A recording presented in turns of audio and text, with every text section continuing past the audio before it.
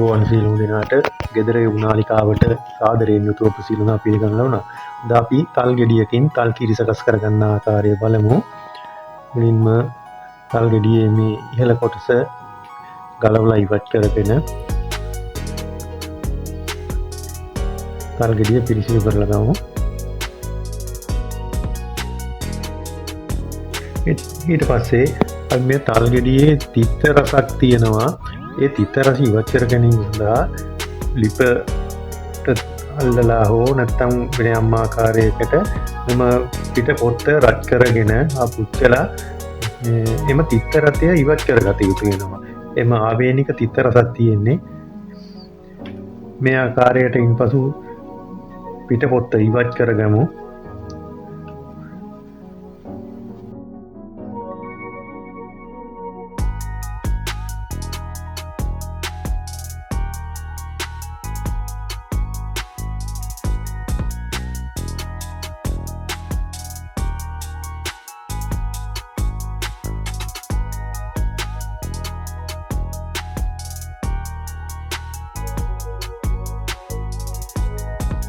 මේ ආකාරයට මෙම තල් ගෙඩිය කොටස් කරගමු.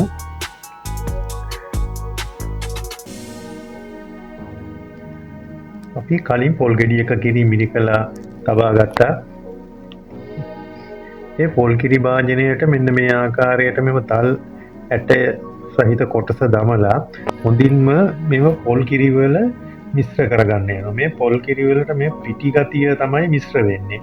මේ කොස්ස ඉතුරු වෙනවා මේ ඇටෙත් එක්ක.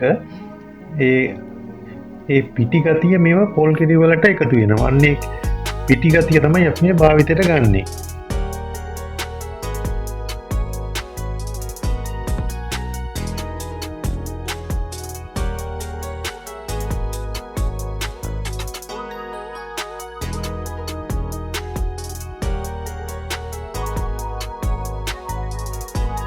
ඊට පස්සේ අපි මේ ද්‍රාවණය හොඳින් පෙරා ගන්න ඕන. මොකද මෙම යම් කිසි කොහු ගතියක් හෝ වෙනත් ගතියක් තියෙනවා නම් ඒක ඉවත් කරගන්න තමයි මේ පෙරාගන්නේ.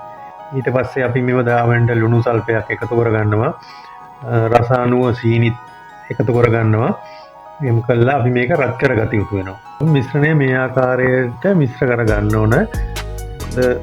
මේ ද්‍රාවණය යම් ප්‍රමාණයකට රත් කරගත යුතු වෙනවා. මොකද පොල් කිරි වලට දාපු නිසා.